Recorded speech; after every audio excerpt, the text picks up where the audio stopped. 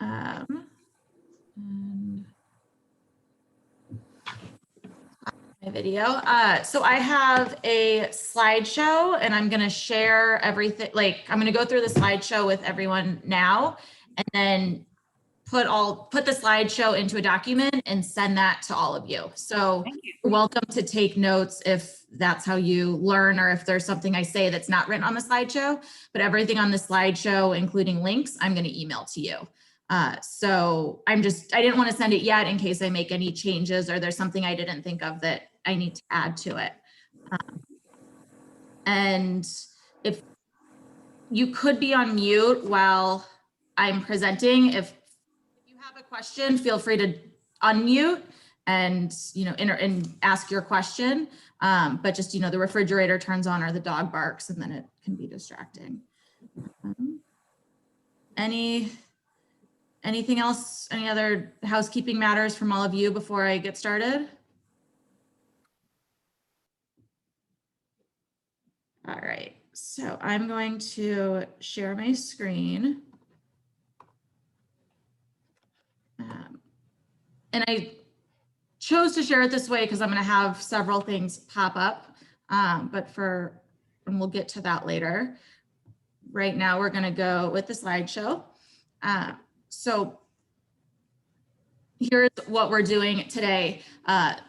When I proposed this idea, I said, it's just going to be Zoom coaching, but it's going to be a lot more before the Zoom how-to. So those people who are comfortable with Zoom and know how to share their screen and know how to troubleshoot and all of that, if you can jump off at the end when we get to that. Of course, if you want to stay on, then give tips, or if someone has a problem and you can be like, oh, this is how I solved it, that would be very helpful also. But I'm putting everything else first because there is more than just the Zoom training.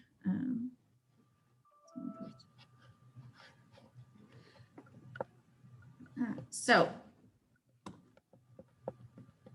here is where we're at. On Thursday, I emailed 1,500 teachers about our virtual program, and the online sign up opened. Here today, Monday the 23rd, we're doing the training for you all. I told those teachers that they can sign up for opportunities starting Monday, December 7th for a survivor or descendant speaker. And then also we're going to have a docent-led PowerPoint tour that they are eligible to sign up for starting in January. And those trainings for docents will be in December. More information about that later. So I'm not going to click the sign up, but if you'll have this, you can check it out. If you want, you can check out the website.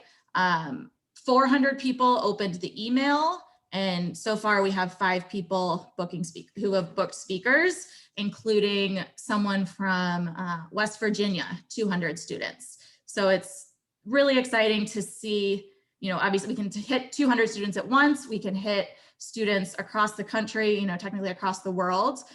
So we have graphics and on Facebook and all that. If you want to share these opportunities, message me and I can definitely give you the language or the logo and all that.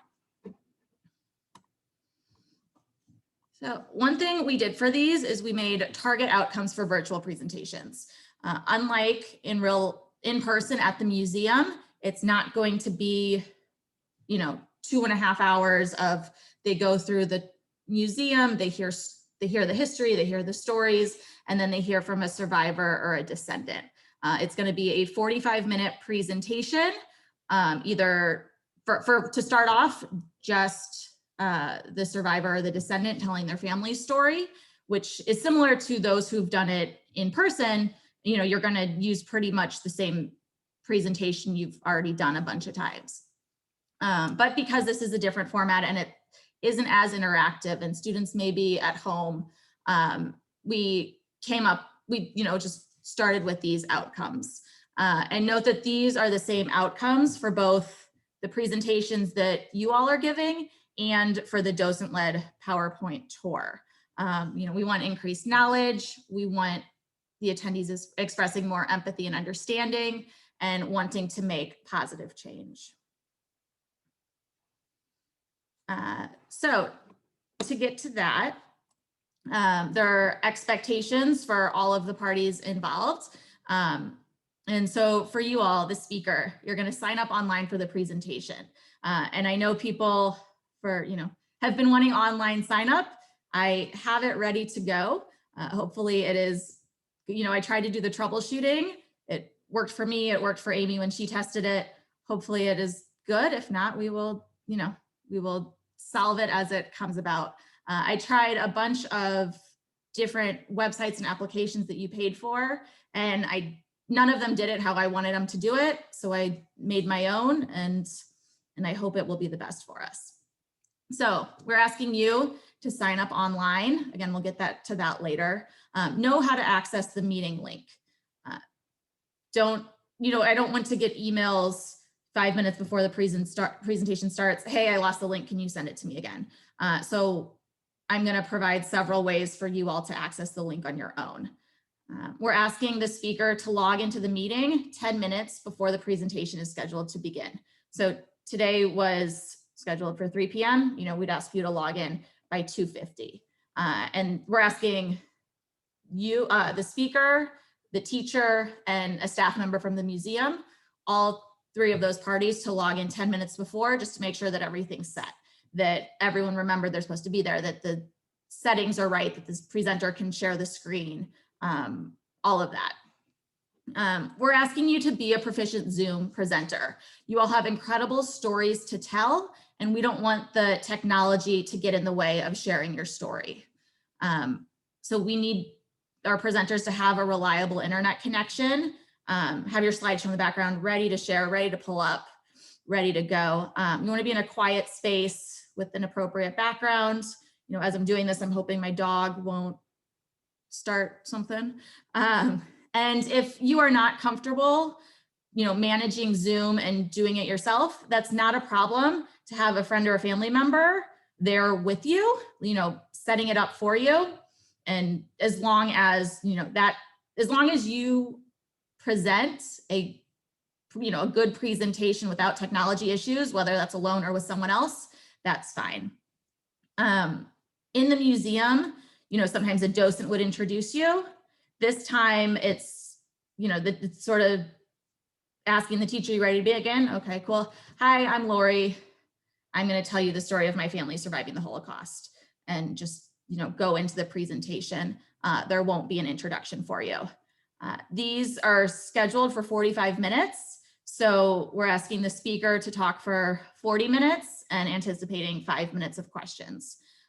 If you see that lots of students, your presentation comes up with lots of questions and you want to, curb it back to you're talking for 35 minutes because you're anticipating more questions, you'll develop that timing.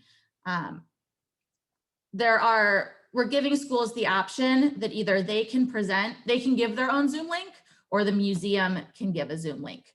So what I'm going to do is, if it's a museum Zoom link and it's back-to-back presentations, we're going to do 65 minutes apart, so that one presentation is, if it starts at 3 p.m., the first presentation is going to go from 3 to 3:45. Then the second presentation won't be scheduled to start until 4:05, because, we're asking the presenter to come on 10 minutes early. So that presenter would get on at 3:55, and, just realizing this might go a little over. So I guess I didn't need to go into all those details. But depending on the demand for this, there may be back-to-back presentations. So we're going to try to keep it at that 45 minutes. Unless there isn't a presentation after you, or it's the school's own Zoom link and you've talked to the teacher ahead of time, or, when you jump on the call and says, oh, it's okay, we have more time, then that's okay. But again, the students are going from classes to class, or whatever they have scheduled. We want to be respectful of their time as well. And similarly, we're asking the teachers to be on time and be respectful of your time. New, we are having an evaluation form to make sure that we are meeting our goals. We want it to be easy, and it's pretty much, are you doing these things or aren't you? We don't want it to be a burden for you or for us. So a museum staff member will evaluate you sometime after your second presentation, and again on a regular basis. So the idea is you get sort of 2 trials to get used to Zoom and, you know, how your presentation is adapting from in-person to Zoom. And then a museum staff member, likely me, but possibly Amy or Dan or someone else, will evaluate you. Survivors will not be evaluated on most of these things.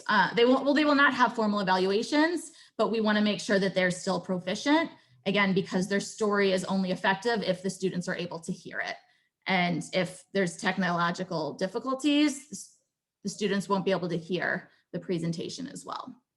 So you can see we're evaluating use of Zoom and PowerPoint. Can you get the presentation started and going, and, you know, if you, and unmute yourself and all that. Are you speaking articulately? Provides accurate information. Isn't so much relevant for you all. Obviously, if you give false information about the Holocaust, where that will be an issue. But for sharing your family stories, that's, you should, you know, that's not what this is aimed to get. This is the same evaluation for both the Descendant speaker, survivor Descendant speakers, and the PowerPoint tours. So that point is more applicable for the PowerPoint tour. The overall presentation, is it effective?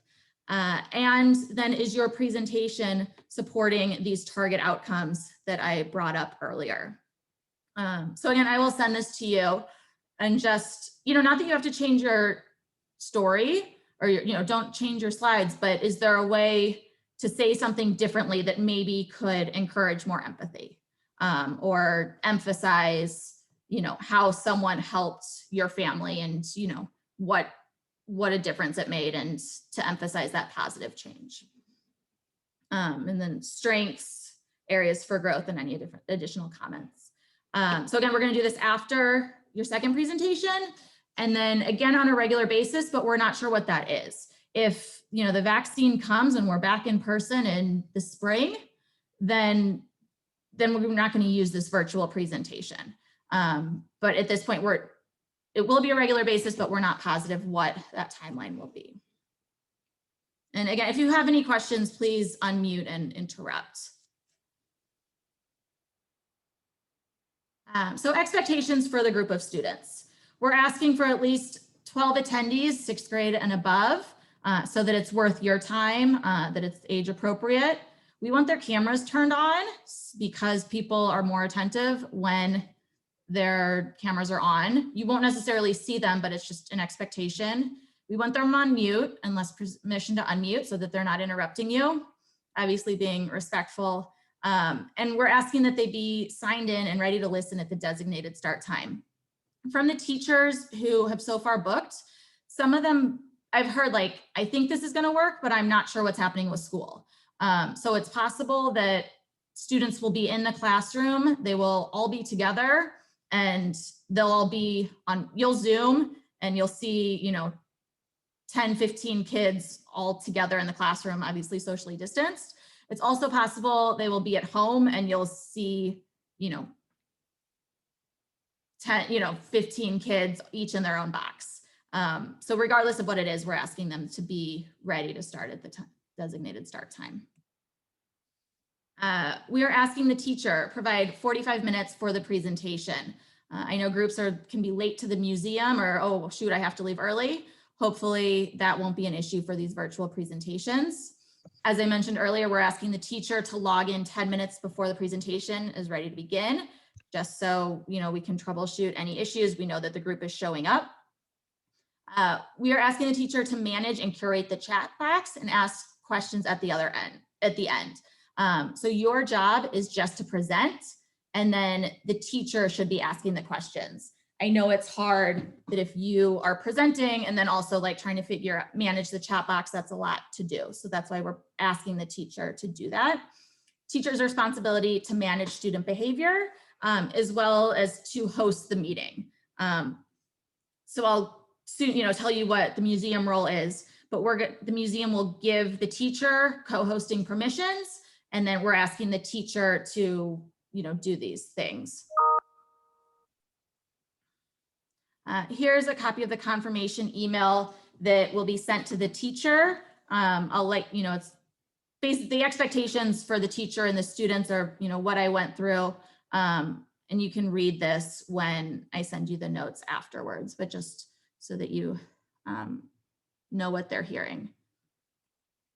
Expectations for the museum staff. Like the teacher and the speaker, a museum staff member will log on 10 minutes before the presentation is set to start to ensure permissions and everything's ready to go. To begin, this will happen on every presentation and the museum staff member will be there to at least get it started. So, I schedule the meeting. I'm going to jump on. I'm going to make you a co-host. I'm going to make the teacher a co-host and make sure that you're able to share your screen and all of that. If it's the teacher who set up the Zoom, I will jump on. We're going to make sure that the teacher is making you a co-host and that you're able to share your screen.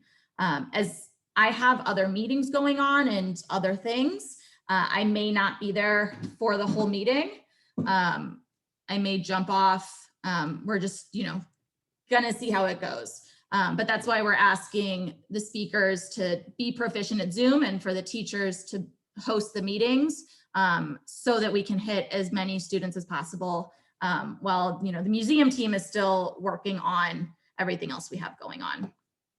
If it's back-to-back meetings, I will be on top of it to make sure presentations are running on time. And again, museum staff will be a safety net, but we're asking you to be comfortable to manage the meeting. And also museum staff will ensure the speakers are ready to present and evaluate accordingly. So here, the new online sign up. So some notes and guidelines. As in the museum, survivors get first choice. We're asking you start with signing up for an appropriate share of presentations so that everyone can have an opportunity to speak. So right now there's 4 or 5 up there. Don't sign up for all of them. Each person who is at that point, it's sort of first come, first serve, but only sign up for one until you get the email, hey, I need speakers, please see if you can take anything. And just, be respectful, understand that everyone wants to talk and, start with sharing. And then when you see that something's a week away or whatever it is and no one signed up, then please, jump on it. Here's the link. Again, I will email this and I'm going to click on it to show you what it looks like. So you'll save the link. You can use this link to sign up for opportunities and then to access the link for the meeting when it's time on that date, as well as other details about the group. So I'm going to go ahead and click this.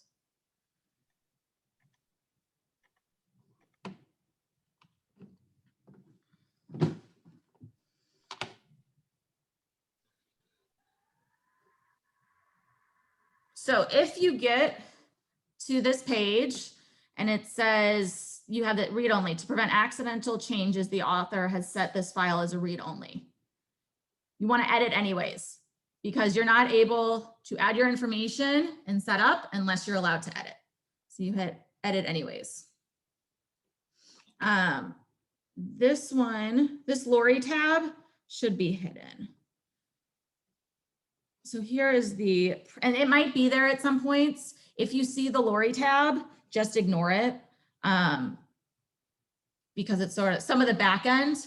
The way that I set up this spreadsheet is that you all are able to write in columns A, B, and C. You can sign up, enter this information. The rest of it you can see, but you can't enter. So here, if I try to enter here, I'm typing on my keyboard, entering data, you see this pop up.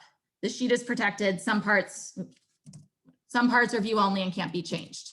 That's how it's set. Because I know sometimes, it's accidental. You accidentally, we don't want the information deleted.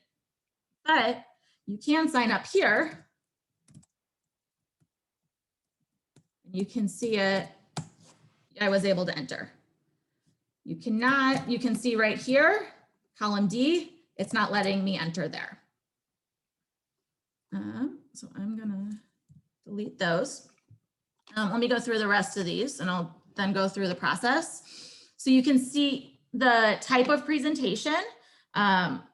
Right now through January, it's just going to be Survivor Descendant. Starting in January 11th, that's going to be like PowerPoint docent-led tour. So make sure you are aware of which presentation you're signing up for, that it's one that you are eligible for.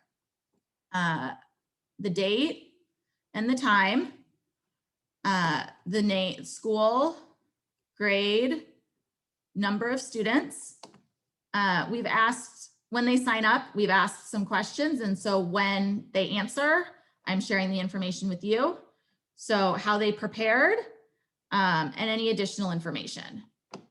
And here they prepared, but the way that the sheet, I'll have to go in and change the formatting on this so that you can read the full thing because it cut it off. So here they, you know, they're asking for, I would love to touch base and see if there's any specifics I should review with them prior to the Zoom call. So depending on who the speaker is, maybe, you know, if Rachel is speaking to this group and she's telling the story of surviving in France, then we can message the teacher and say, your speaker is talking about the Holocaust in France. Maybe that's something you want to cover with them. So this is better able for the speakers to see how the class is prepared. And if there's anything that they want, you know, one of them, here's, you know, the consequences of being, you know, consequences of being caught. So if the group wants you to talk about something specific, you don't necessarily have to, but if you're able to incorporate that into your talk, here's the information of what they want. Who's hosting the meeting? And again, I apologize that these aren't totally readable. I will fix that. Who's hosting the meeting? The Holocaust Museum, HM, or if it's the school. Also, we are no longer, we changed our name. We are no longer HMLC. We are the St. Louis Kaplan Feldman Holocaust Museum. I'm not sure what our, you know, acronym or nickname will be, but for this, we're just doing HM or the school. And here you'll see which museum staff members on your call. Again, more often, I will take the majority, but Amy and some other staff may help also. And then here you can see the Zoom link. So it's the day of the call and you can't find it in your email, you just click here and it should let you, it's supposed to let you copy. Yep, so you can copy and then I will just go ahead and paste it in the chat. Don't click on that, but I was just showing that that's how you should be able to copy that and then paste it into your browser and that's how you can get to the meeting. I will also send you the meeting invite. So just one sec. So I have a calendar so I have my own Zoom account and, you know, my calendar. Then we have another Zoom account just for these speakers so that I can be going to my other meetings and, you know, we can be scheduling speakers for the schools. So here is, you know, the December.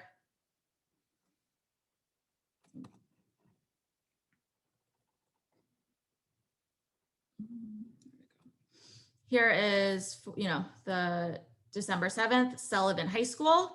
What I'm gonna do when this is your confirmed presentation, I'm going to send you that invitation. So then you can click it here as well. And if you have a compatible calendar, it'll show up on your calendar. If you don't, it'll just show up as an email. On here, this is everything that they've submitted to me when they booked the tour or the speaker. You do have the teacher contact information. We are asking that you please do not contact the teacher without asking us. So if, you know, the teacher is asking you something like right here, is there something I should review with them? Please just touch base with me and I will say that's fine, or I'll say I'll go ahead and do it. But please don't just do it on your own.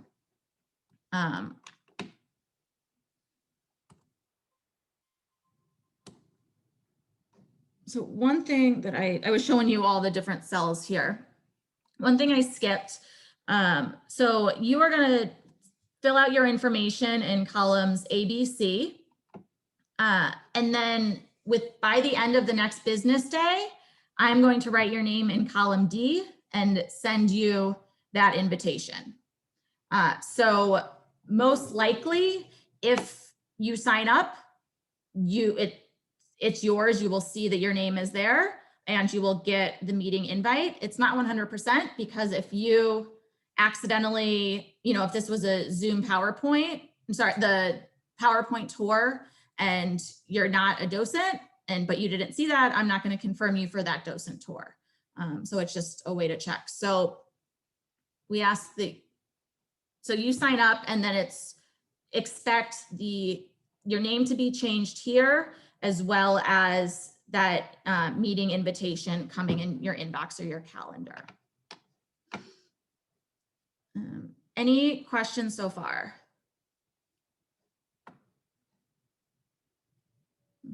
Wait, Lori, I do. So I just want to confirm this. So we're going to get 2 emails, one saying that, yes, we do have the date, and then another one with the invitation and the link.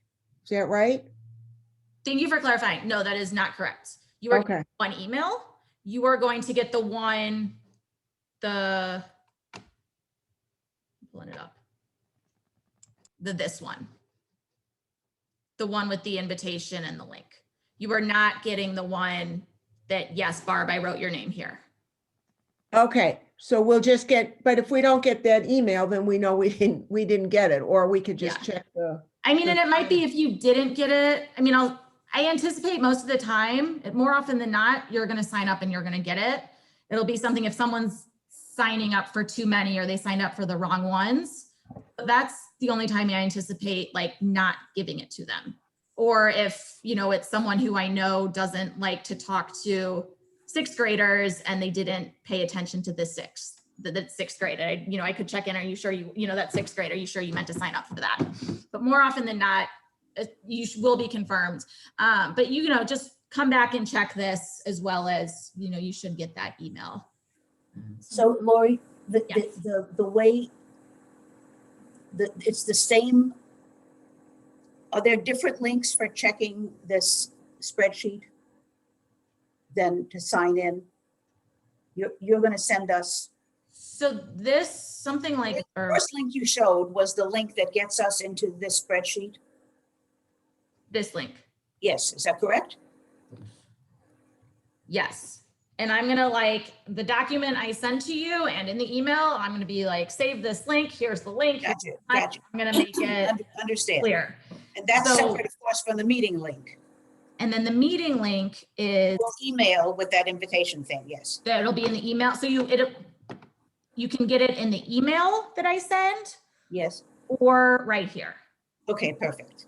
And obviously, don't go crashing each other's Zoom meetings. I don't think that needs to be said, but just if this is your meeting, highlight it, just make sure you're clicking the right one. And thank you. Lori? Yes. It's Rachel. Yes. I'm going to need some help. Okay. So because of COVID, we'll try to work one-on-one, or maybe there's a family member who's able to help you. The person that can help me can only work at night. Okay. Let's talk offline after this. Okay. Okay, great. Thank you. Because I know we want you sharing your story, so we'll find a way to make that successful. Okay. Lori, it's Sophia. Yes. How will you be posting it as far as time? Just whenever you get a new presentation date, then you'll post it on this Excel sheet, or how does that work? No, that's a great question. And that's something I didn't 100% think through. Right now, we'll probably do at the beginning, maybe like on the 1st of the month or the 15th of the month, or come up with a date. I'm going to make a note that I need to come up with that policy of when I'm going to do it. I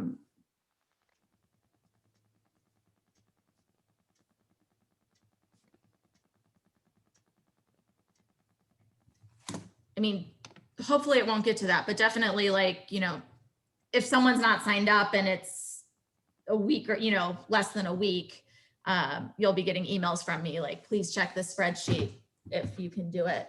But I probably won't be listing them out for more, you know, it'll probably be within the month-ish. Just because if someone goes and signs up for April, they might forget, or just, you know, and to make sure that it's fair that, you know, survivors, that I talk to the survivors first to give them opportunities. And then just everyone knows the expectation. So this is why I didn't send you the slideshow ahead of time, so that I can come up with that policy and fill that in there. And there's gonna, as we go through the slideshow, there's gonna be sort of like a test, so that everyone shows how they're proficient at Zoom. When each of you have that test, I will give you an answer for what decision and policy I've made for this.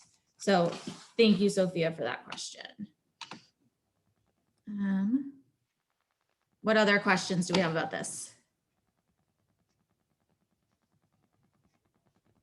I hope we'll be able to read it. So you can zoom in. So you're able to zoom in, like down here, like that. You can see how big. The issue is when you zoom in, then you can like lose, then you can't see it all at once. So one strategy is to like highlight, and then you know which one you're working on.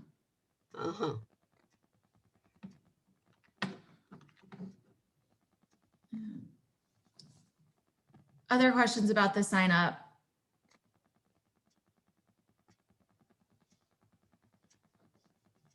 Does this seem like, I organized it in a way that makes sense to the way that my brain works? Does this make sense and seem accessible for all of you?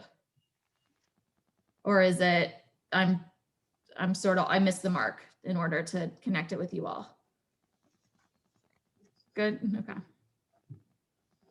Cool. And if there's questions or if you have suggestions, you know, please be in touch. All right.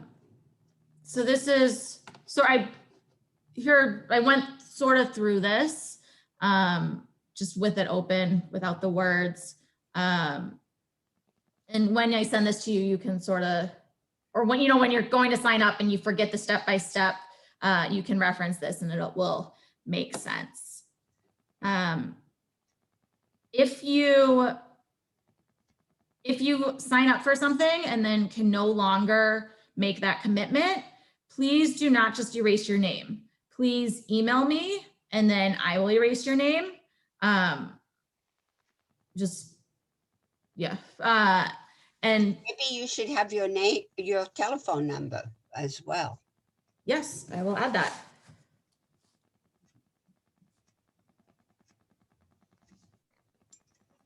That's why, again, a detail to.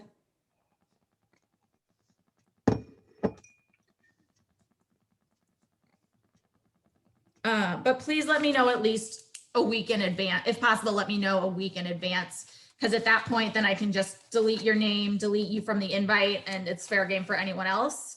Whereas when it's less than a week, it's, you know, starting to get nervous and struggling. Any other questions before we move on?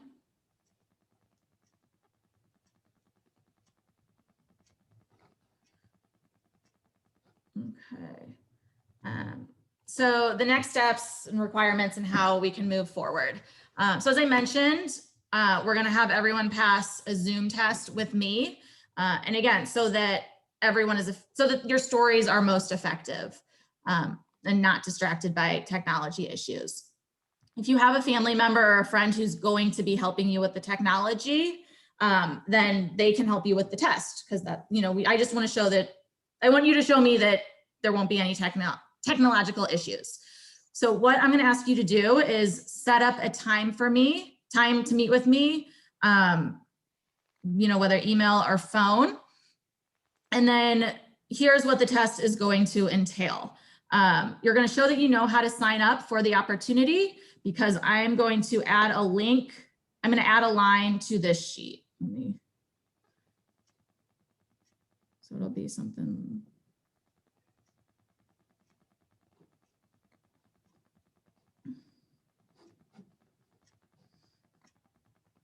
It'll be something like Rachel Zoom test. And,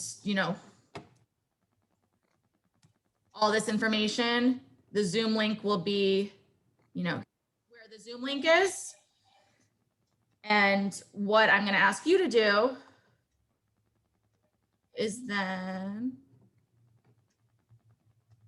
it's how I have it locked, so it's not going to show. It's going to show up here on the presenter view. You're going to go here and write your name on the one that says, I'm sorry, it didn't show up here, but the one that says Zoom test. And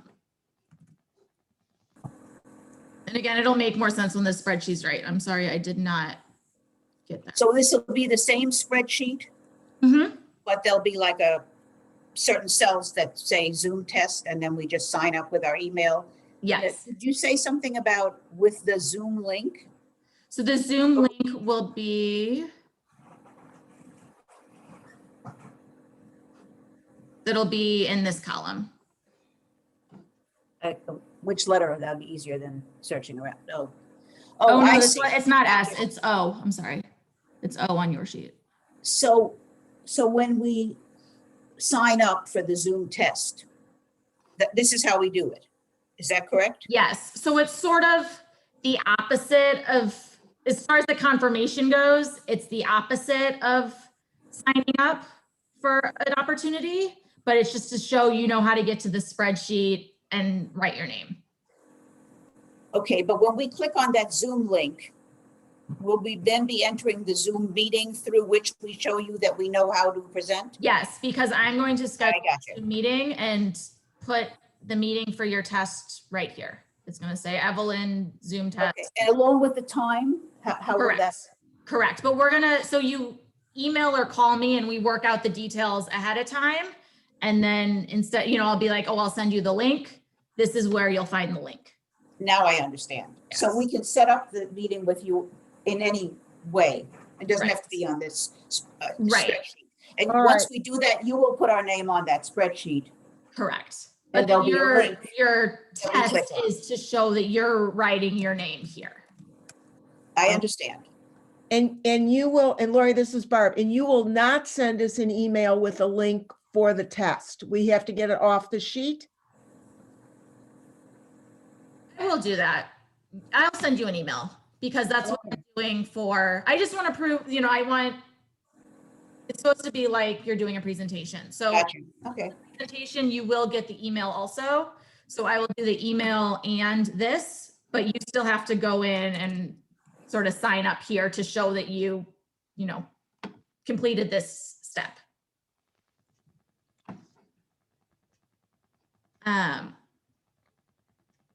So before you have your meeting, you're going to have your PowerPoint pulled up in the background. And again, this is what the test is. Then when you join the meeting with me, you're going to share your screen. You're going to share your PowerPoint and move through the slides. If there's video in your slideshow, you're going to play the video to show that the sound works, because there's a certain setting, we'll get to that at the Zoom how-to, that sometimes, like I could play sound and it would only play for me, it wouldn't play for the audience. I want to make sure that you know how to make your sound play for the audience. That's what you're going to show me. You're going to open the chat and I'm going to post a link in there, and I can even give you all a preview now. No, it won't let me. So we want to make sure we don't want the internet disconnecting. So here's an internet speed test that you're going to we're going to be sharing your screen. You're going to show me your score on the internet speed test. That's at least 25. And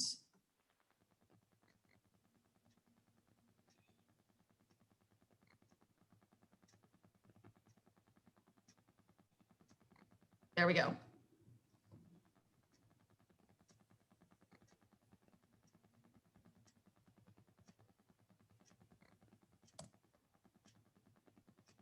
That wasn't the same. So if you want to pre-take the internet speed test, there you go. And then you're gonna stop sharing your screen. And also I need to add, you'll turn on and off your camera and on and off mute, just, to show that you know how to troubleshoot if that happens. Lori, Yes. okay, this internet speed thing. Mhm. So, Did here, wait, let me, that Are might not have when we been. do this test with you, are you gonna send us that link so that we can do it? I mean, I don't understand. I'm gonna post it in the chat, just like that. You'll post it in the chat, and then if we hit it, then you'll be able to see whether we've got enough internet speed? Because you'll be sharing your screen, so I'll see what your score is. So Okay, do it now just to, see what your internet is. okay. Okay, And again, it's just to make sure that we're having, that your message is getting through to the students and that and they it needs to be at least what? 25. Okay, no problem. Okay, great. And then you'll unshare your screen. Okay. Once you pass the Zoom test, then you can start signing up for opportunities. So if you saw, Vera is not on this call, but she was signed up on her name was already signed up for an opportunity Yeah. because she's been giving Zoom presentations. And there was something about this group that she was going to be the right fit. So, I reached out to her. But please do not sign up for anything until you have your test. If you want to practice with someone else, then just ask me and, I can tell me when and the time and who wants to be in on this practice session, and I can set up a meeting for you. So like if Barb and Bob want to get together and run through this test or troubleshoot or whatever, I can set up that meeting for you to do that. Or whoever, just give me the information, I'll set it up. And, understand that this is new for all of us and may evolve. Already you all pointed out a few things that I missed bringing up. I tried to share part of the online sign up form and things. I know how to fix it, but it wasn't a quick fix to do it while I'm, on the Zoom call. So, I appreciate your flexibility as we're ironing through these kinks and just realize that things may change slightly. And I absolutely appreciate your involvement because I know the groups are really eager to have the speakers in their classrooms. Before we get to the Zoom how-to, are there any questions about next steps or anything else I've talked about so far? Okay. Now I'm ready for you. Lori, Yes. this is Sophia. My speed is not fast enough, but below that, there is like latency, unload, loaded, speed, but it has to be that big number, right? It has to be 25 or higher. Yeah, and do you know how to increase or do I have to call my carrier?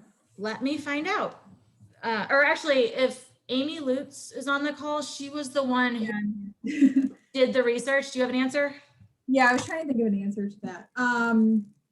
A lot of things can impact your internet speed. It can be your internet service provider, it could be your computer, it could be a lot of things. The first step would be probably to call your internet provider and see if they can help you access faster internet. I would start there, and if that doesn't work, we could troubleshoot some other things, I think, and we could talk to our IT department. But yeah, usually it's I would just start with without overcomplicating it, just call your provider and see if they can help you, and then we'll go from there. Also, maybe if I have a question. applications or websites or devices you could turn off. I know, like, I took a call and my roommate, because my phone is connected to the internet, and my roommate said that the video she was watching slowed down as soon as I answered the phone. So maybe it's something like that, that something else is taking up some bandwidth. Exactly. Laura? Yeah. I have two computers, my phone and my iPad, all on the internet. So if I'm on a call that I really need to stay on, I turn off everything other than the thing I'm using. So that's a good point. Something to keep an eye on. I have a question. Yes. This is Erica. I clicked on your speed test link and it came up at 13, but then I went to speedtest.net, which is what I normally use, and it was in the high 30s. So I'm getting two different things from the two different tests. I'm trying that on my own computer too. Yeah, using your link, I came in at 13. Using speedtest.net, I came in at 37. I'm testing mine to see what they do.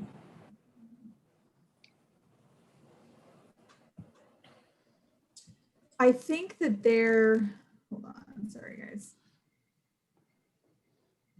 No, mine is about the same. In that situation, yeah, we would just have to, maybe we could look at both of them. I would have to see what you're seeing, because different, Okay. like speed test has different metrics on it. But yeah, we'll just deal with that case by case basis. There Thank is you. kind of a marker between different speed tests. Other questions or clarifications or? Hey, Lori, this is Larissa. Yes. This is more of a content question, but Mhm. is it required that you are sharing a PowerPoint the entire time you're presenting? I think no, the answer is no. Most people on this call have their presentation, have done their presentations in the museum and are doing that. But if you are able to give a good talk without using a slide, having a slide up, that's fine if that's effective. Okay, great. Thank you. No, I'll do whatever you want. Yeah. I just wanted to clarify. Yeah. Thanks. I have a question. I have the PowerPoint on my computer, Lori. Mm-hmm. Would you prefer if I use the one that you have downloaded? Oh, great point. So if you have like your latest PowerPoint of your presentation, ultimately it needs to be on your computer because you will be the one sharing your screen. So if I have copies of everyone's who was at the museum, so if Sophia, you already have yours and you don't need it, then you're good to go. But I know some people kept theirs on flash drives. If you need a copy of your presentation, just send me an email and I will email it to you. All you need to have your presentation saved on your computer. And someone has said a tip that if you save it to your desktop, it's usually easier to access. But again, you just want it pulled up before the meeting starts so that you're not like going through all your files, and that's just cumbersome.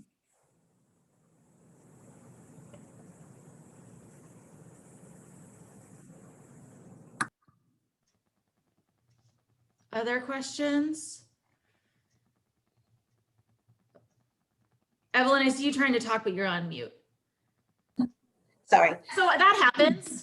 That's not something that's going to be like a marking against you on the evaluation, because I know it happens. And hopefully, this teacher will unmute and be like, hey, you're on mute. Well, you can hear it, that your mouth is moving and nothing's coming out on the screen. What I wanted to point out, I'm not sure that everybody understands when you say have the presentation in the background, because it wasn't clear to me the first time I did a presentation on Zoom. That is that you have to actually pull it up you have to open it up, right? And then Yeah. join the Zoom. Let me show that. I think it wasn't obvious to me the first time I had to do it.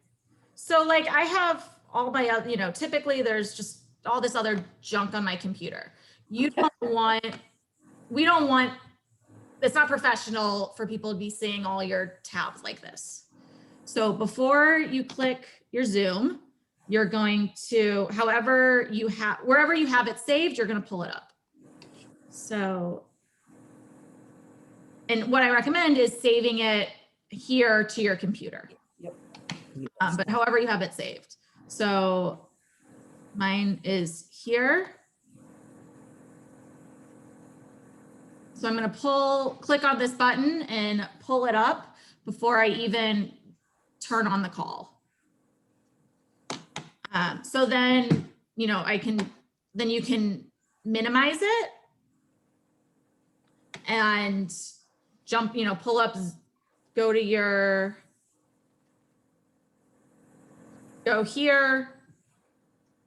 click the link or to your email, jump on the call, then close that. Your Zoom will pop up. And when it's time to share your screen, Just click. then you'll share it. Then you'll go slideshow from beginning. And it's just a lot cleaner and more professional than the mess of what you saw me do before this. So thank you for seeing that.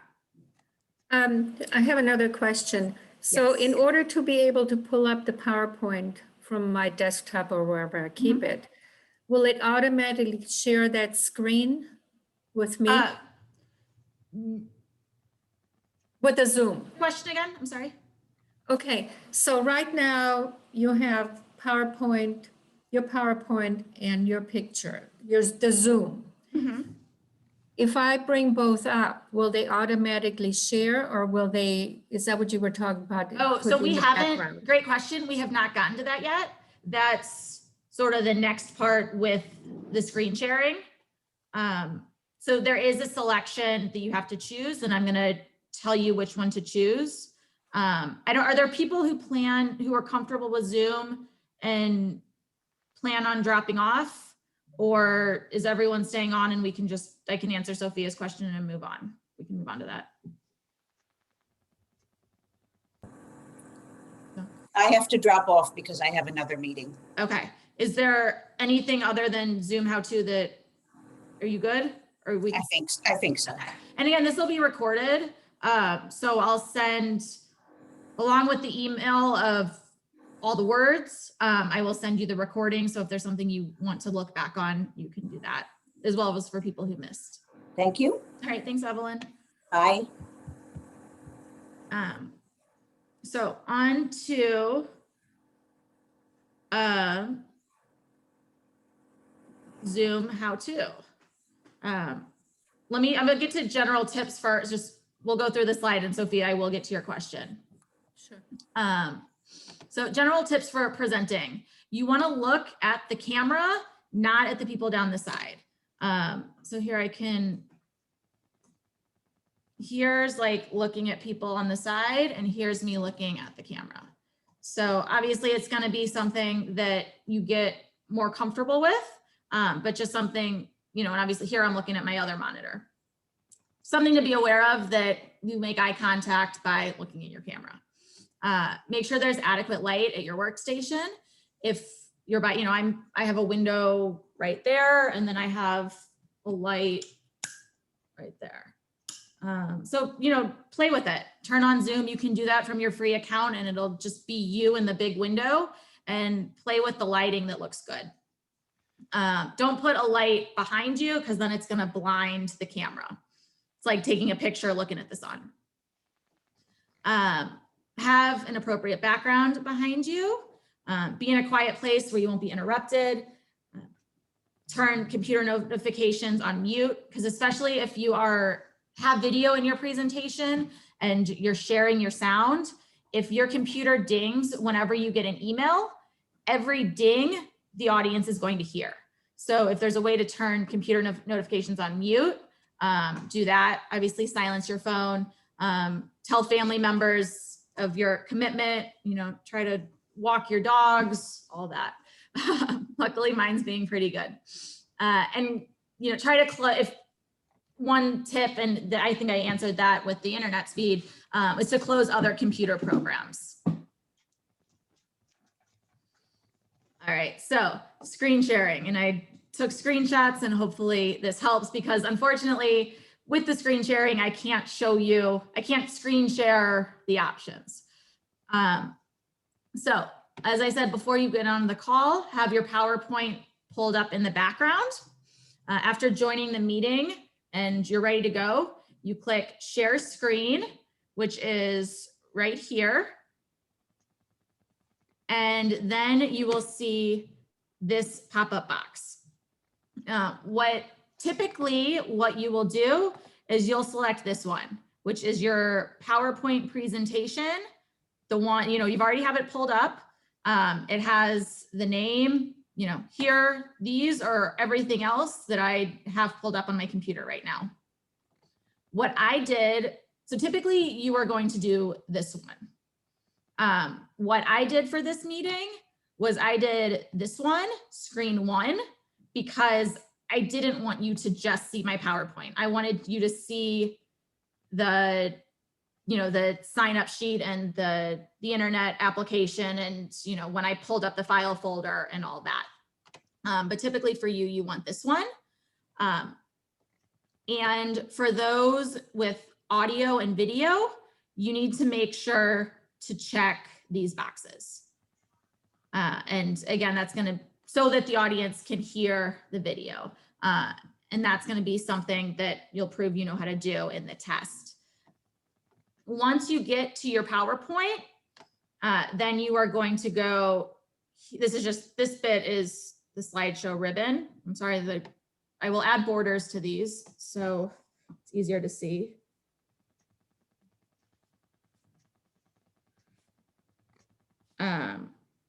But you are going to go slideshow and then play from beginning.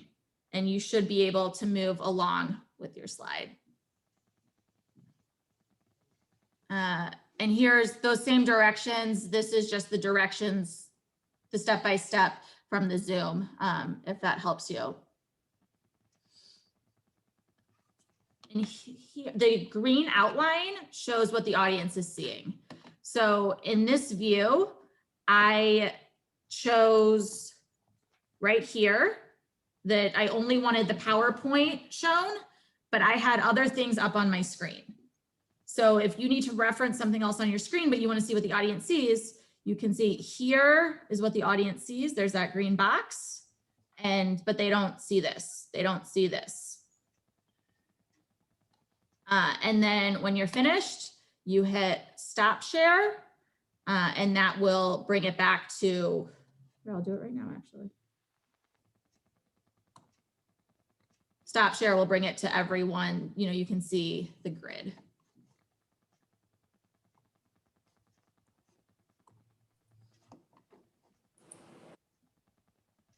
So like during the Q&A, if you want to do the stop share, that would be appropriate. And sorry, back to the Q&A, I'm telling the teacher, you know, that the teacher's in charge of moderating the chat and asking the questions unless they discuss with you ahead of time.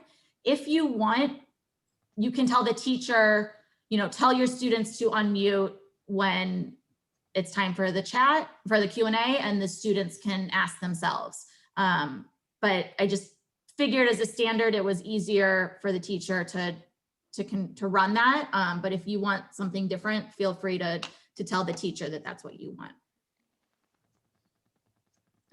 For the chat box, which again, typically we're asking the teacher to monitor the chat, but I want to make sure that you know how to do it. You hit this chat and then it should pop. Sometimes it pops to the side and it's attached. Sometimes it's like a pop-up and it's in your screen, and you can see the chat. And if your screen is scrunched too little, it might not be here as an option. It might show up under more. One troubleshooting thing. If you could not hear, perhaps when you joined the meeting, you didn't click join audio. So you want to make sure that you click join audio if you're seeing people talking, but you can't hear anything.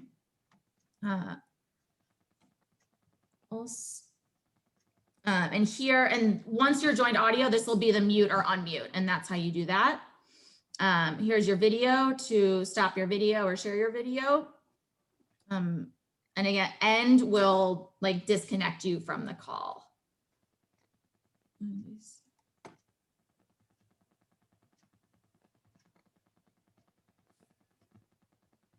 Will PowerPoint advance automatically, or will I have control over? I believe you control your PowerPoint,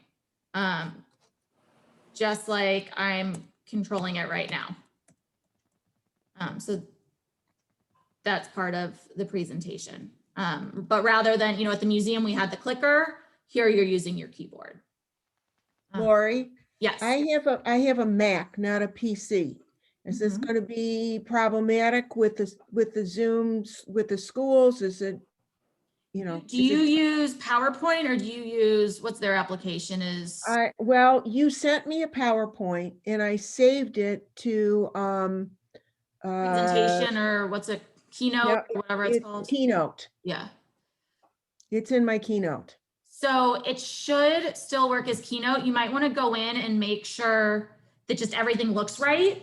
Like what it might do is, for example, that it won't be formatted right. That like this title Zoom how-to might be up here, or the. No, I checked it out. It looks okay. Okay, and your videos play? Yeah, it takes a little while. There's a little bit of a delay in them, but they do play. Okay, then it should be fine. When you get to this slide, rather than it being the PowerPoint logo, it's gonna be the Keynote logo, but with the title of your presentation. Okay. All right, thank you.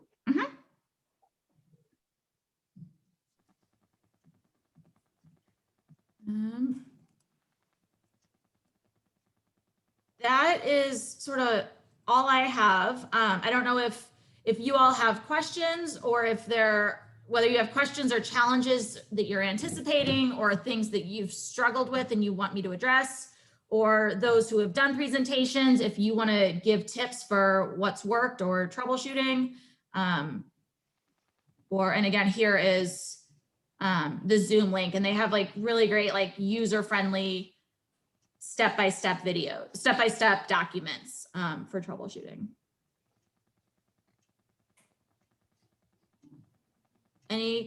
What questions? I have questions because I'm going to have a lot of problem with that. Yeah, I will. So we're going to need to work out some kind of program where I can handle it. I'm not that savvy on the computer. Right. So we will talk after this meeting. We will come up with a plan. I'll give you a call when we get off, Rachel. Does that work? Yeah, actually, what time are we going to be finished with this meeting? I'm done with everything I have. It's just if other people have questions or. Oh, okay. Yeah. That'll be fine. That'll be fine. Okay. Hey, Lori? Yes. I have a question. So if there's technical problems like the kids having trouble with the teacher, is that going to be the teacher's responsibility to get everybody muted or unmuted or handle that? Or are we going to need to get involved with that? I am asking the teacher to control the mute. Okay. Whether it's the museum Zoom or their Zoom, that's something I'm asking the teacher to do. Okay. I want you to know sort of how to manage the Zoom, but that's not your responsibility. Your responsibility is to tell the story, and you shouldn't be distracted with muting students. All right.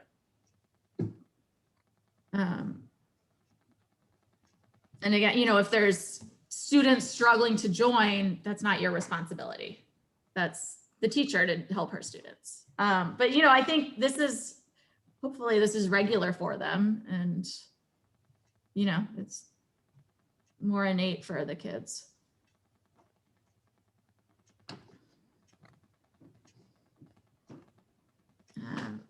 What else?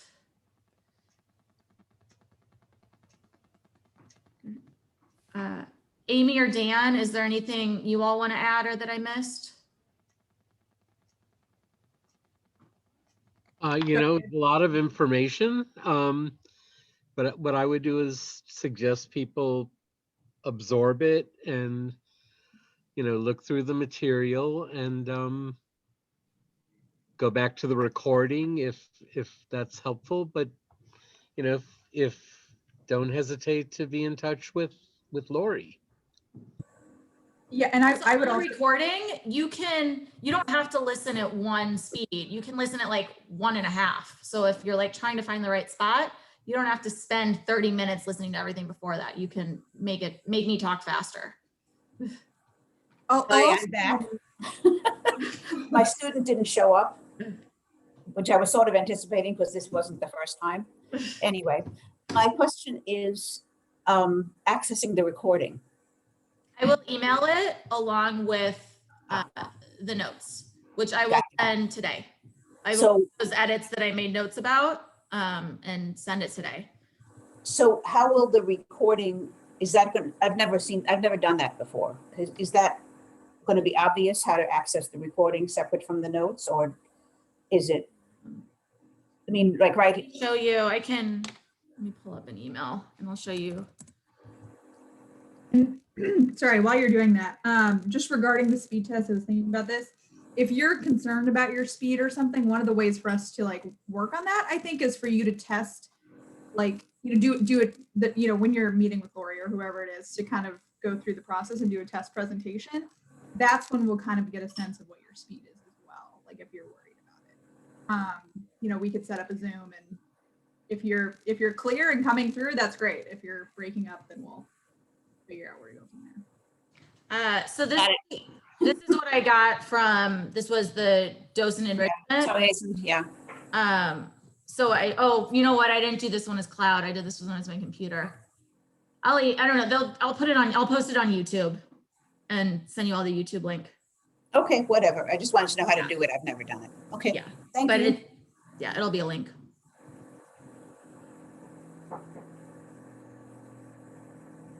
What else? What's your background on your screen, on your desktop? What is that? A sheer rock face. Is that something you've climbed? No, it's what came with the computer. Oh, I'm so disappointed. If only. Thank you very much, Lori. Yes, Yes, thank you. So again, start scheduling with, you know, if you feel ready to go, then, you know, message me or send me an email or a call, and we'll get this test scheduled and you can start signing up. If you want to practice, see if there's someone else you want to practice with, you can ask me to set up a Zoom for you. I can try to be available to help, and other museum staff as well. But I know teachers are excited to get you all in their classrooms, and we're excited as well. So you're all integral part of this, and it's, you know, thank you. Thank you. And hope everyone has a happy and a healthy Thanksgiving. Thank you. Same to you, Dan. Yes. Everybody too. Same to you. Same to everybody. Yes.